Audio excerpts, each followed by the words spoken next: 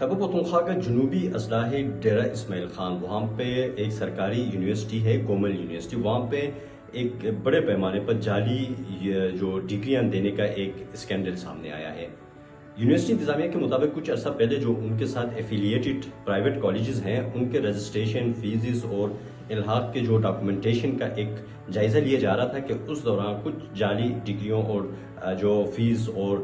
جو ٹرانسکرپٹ وغیرہ ہیں اس میں کچھ بے ضابطگیاں دیکھی گئی، جس کے بعد کالجز نے بھی یونیورسٹی سے رابطہ کیا اور انہیں بتایا کہ ان کے نام سے منسوب کچھ جعلی ڈگریاں جو ہے مارکیٹ میں ہیں۔ تو اس کے بعد اس کی باقاعدہ ایک ابتدائی انٹرنل کمیٹی بنی، اس نے ایک رپورٹ پیش کر دی۔ اس رپورٹ کے مطابق 542 جعلی ڈگریاں جو ہیں وہ جاری ہوئی ہیں اور یہ 2 سیشن کے دوران ہوئی ہے، ایک 2018 سے 22 اور 2019 سے 23 کے دوران جو سیشن ہے، جو پرائیویٹ کالجز ہیں جو یونیورسٹی کے ساتھ الحاق ہے ان کے ذریعے ان کے نام سے یہ ڈگریاں جاری ہوئی ہیں۔ یونیورسٹی کے جو انٹرنل کمیٹی نے اس کی باقاعدہ طور پر ریکمنڈیشن دی ہے کہ ان کو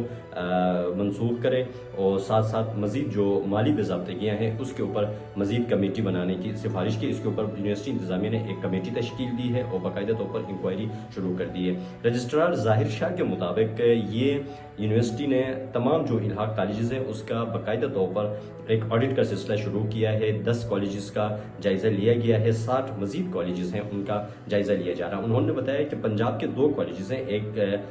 لاہور اور ایک فیصل آباد کے، جو ان کے ساتھ الحاق ہیں یونیورسٹی آف گومل کے ساتھ، ان کے نام سے یہ جعلی ڈگریاں جاری ہوئی ہیں۔ انہوں نے یہ بتایا کہ ان کے اپنے ریگولر جو اسٹوڈنٹس ہیں ان میں کسی قسم کی نہ ان کی کوئی ڈگری جعلی ہے نہ کسی قسم کے کوئی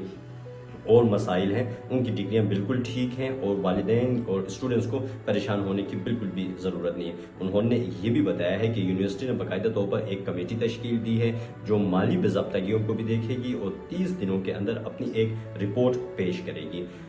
ابتدائی جو رپورٹ ہے اس کی روشنی میں باقاعدہ طور پر جو ملوث افسران تھے ان کے اوپر باقاعدہ طور پر جبری طور پر انہیں رخصت پر بھیج دیا گیا ہے اور جب تک انکوائری مکمل نہیں ہوگی، کوئی کارروائی نہیں ہوتی، ان کو گھروں پہ رہنے کی ہدایت کی گئی ہے اور وہ فورس لیو کے اوپر گھروں میں رہیں گے۔ ساتھ ساتھ یونیورسٹی میں اس طرح کے اسکینڈل کے بعد جو ایگزام پروسیس اور یونیورسٹیز کے پرائیویٹ کالجز کا جو پروسیس ہے اس کے اوپر بھی سوالات اٹھنے لگے ہیں۔ تعلیم کے اوپر نظر رکھنے والے ماہرین کے مطابق سرکاری ایک بڑی یونیورسٹی کے نام سے یا وہاں سے اتنے بڑے پیمانے پر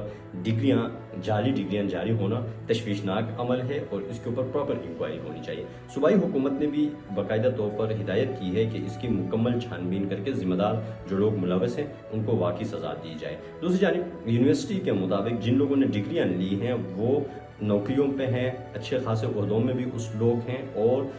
جاب بھی کر رہے ہیں، تاہم ان کی ڈگریاں اب منسوخ کی جائیں گی۔ کچھ انویسٹیگیشن کے دوران یہ بھی پتہ چلا ہے کہ ایسے اسٹوڈنٹس کو بھی ڈگریاں جاری ہوئی ہے، ان کا باقاعدہ ڈیٹا بیس یونیورسٹی کے ساتھ موجود ہی نہیں ہے۔ یونیورسٹی کا کہنا ہے کہ جو ہائی لیول ایک کمیٹی بنی ہے یہ تمام معاملات کی باقاعدہ انکوائری کر کے 30 دنوں کے اندر رپورٹ دے گی جس کے اوپر حکومت کارروائی کرے گی۔